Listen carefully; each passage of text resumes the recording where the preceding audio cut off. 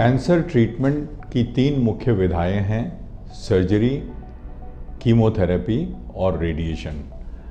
जहाँ तक रेडिएशन का सवाल है, ये करीब 50 से 55% कैंसर के मरीज जो पहली बार डायग्नोस होते हैं उनमें रेडिएशन की आवश्यकता पड़ती है।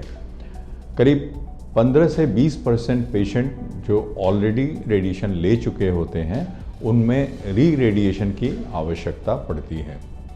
जैसा आप जानते हैं कि सर्जरी, कीमोथेरेपी सबों का अपना अपना साइड इफ़ेक्ट्स होता है, उसी तरह से रेडिएशन ट्रीटमेंट का भी अपना साइड इफ़ेक्ट होता है।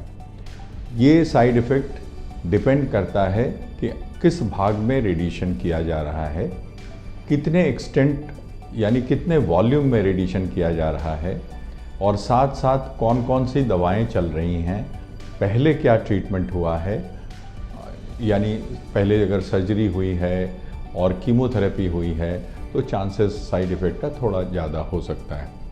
लेकिन मेजॉरिटी जो कैंसर हैं उनमें तीनों विधाओं की आवश्यकता पड़ती है।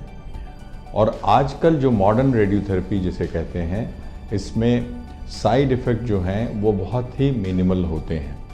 तो डिपेंडिंग ऑन किस साइट पे रेडिएशन दी जा रही है, जैसे अगर मुंह और गले के भाग में रेडिएशन दिया जा रहा है तो पेशेंट को एंड ऑफ द ट्रीटमेंट जब ख़त्म की ओर बढ़ता है तो उस समय सोरनेस इन माउथ हो सकता है, सुपरफिशियल एब्रेजन की तरह वहाँ पे लीजन्स बन सकते हैं, ड्राइनेस ऑफ माउथ हो सकता है। लेकिन इन सारी साइड इफ़ेक्ट्स को अब मॉडर्न रेडियोथेरेपी में काफ़ी कम किया जा सकता है। फॉर एग्ज़ाम्पल, हम लोग ये टेक्निक है हम लोगों के पास में कि पैरोटिड ग्लैंड या स्लाइवरी ग्लैंड्स जो होते हैं जिनसे लार या थूक बनता है, उसे हम स्पेयर कर सकते हैं बहुत हद तक, तो जिससे कि स्लाइवा का फ्लो नॉर्मल बना रहता है।